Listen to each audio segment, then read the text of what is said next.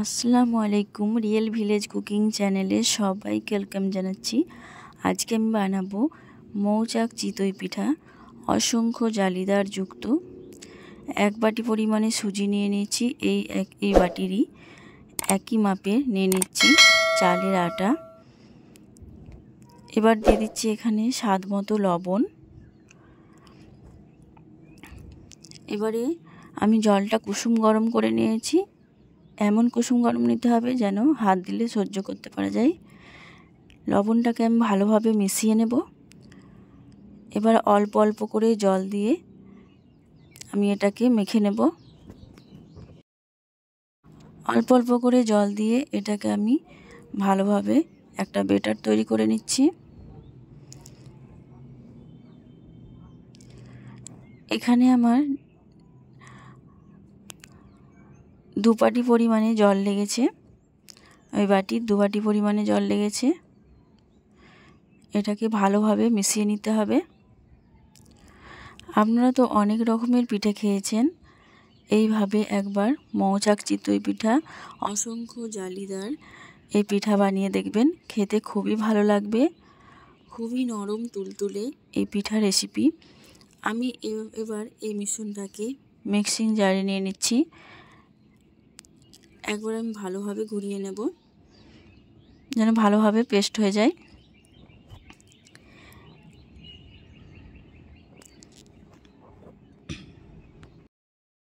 এটা আমি খুব ভালোভাবে পেস্ট বানিয়ে নিয়েছি। এই দেখুন, আমি এর ঘনত্বটা খুব ভালোভাবে দেখিয়ে দেব। এই দেখুন,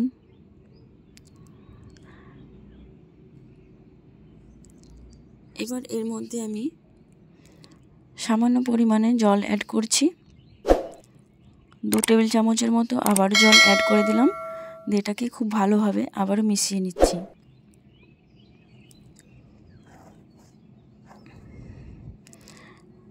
এটা খুব ভালোভাবে মাখানো হয়ে গেছে। এই দেখুন ঘনত্বটা ঠিক এরকম হবে। এবার এই পর্যায়ে আমি এখানে দিয়ে দিচ্ছি বেকিং পাউডার। 1/2 চামচের একটু বেশি বেকিং পাউডার দিয়ে দিলাম। বেকিং পাউডার দিয়ে খুব ভালোভাবে মিশিয়ে নিচ্ছি। এখানে বলে রাখি, বেকিং পাউডার দেওয়ার পর বেশিক্ষণ রাখা যাবে না, পিঠেগুলো বানিয়ে ফেলতে হবে। ব্যাটারের ঘনত্বটা ঠিক এইরকম হবে। এবার আমি এখানে নিয়ে নিয়েছি একটা ফ্রাই প্যানের মধ্যে সামান্য তেল দিয়ে দিলাম, দিয়ে একটা টিস্যু দিয়ে এইভাবে একটু চারিপাশে লাগিয়ে নিচ্ছি। ফ্রাই প্যানটা গরম হয়ে এলে আমি লো টু মিডিয়াম ফ্লেমে পিঠেগুলোকে বানিয়ে নেব। কিছুটা পরিমাণে ব্যাটার আমি দিয়ে দিচ্ছি, আর দেখবেন দেওয়ার সঙ্গে সঙ্গেই খুব সুন্দরভাবে জালি তৈরি হতে থাকবে। দেখতে খুবই সুন্দর লাগবে।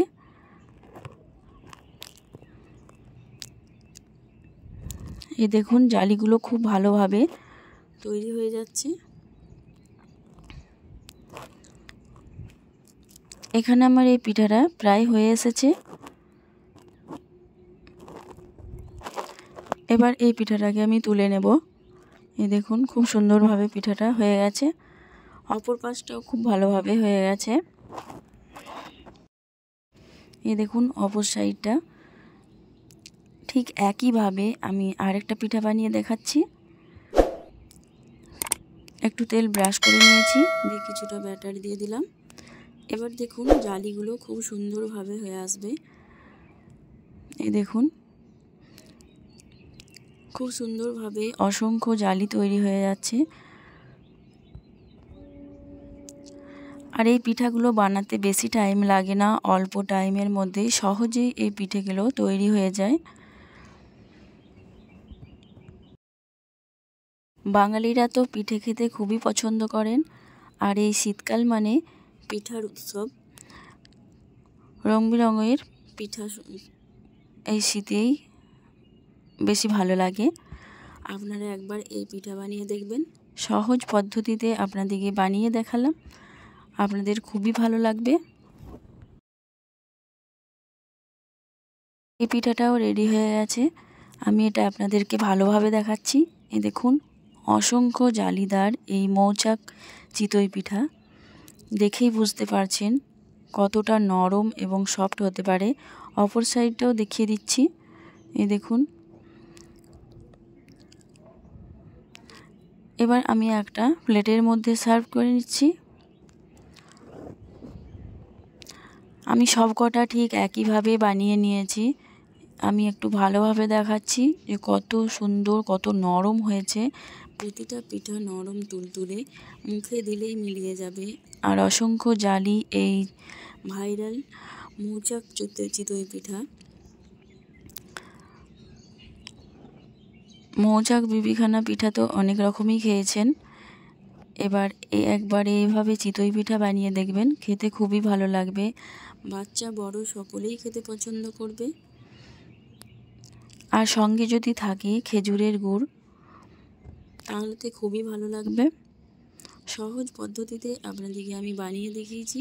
খুব অল্প সময়ের মধ্যে এই চিতই পিঠা বানিয়ে নিতে পারবেন। আপনার যদি আমার চ্যানেলে নতুন হয়ে থাকেন, চ্যানেলটা সাবস্ক্রাইব করবেন এবং পাশে থাকা বেল আইকন প্রেস করবেন, যাতে সবার আগে ভিডিও আপনার কাছে পৌঁছায়। এই দেখুন, আমার চ্যানেলে আবারও নতুন নতুন অনেক রকমের পিঠার রেসিপি আছে, আপনারা চ্যানেলের মধ্যে গিয়ে দেখতে পারেন। খুব সহজ পদ্ধতিতে বানিয়ে দেখিয়েছি। আমি একটা ভেঙে দেখাচ্ছি এই চিতই পিঠা, কতটা নরম, মুখে দিলেই মিলিয়ে যাবে। আর খেতে এতটাই টেস্ট।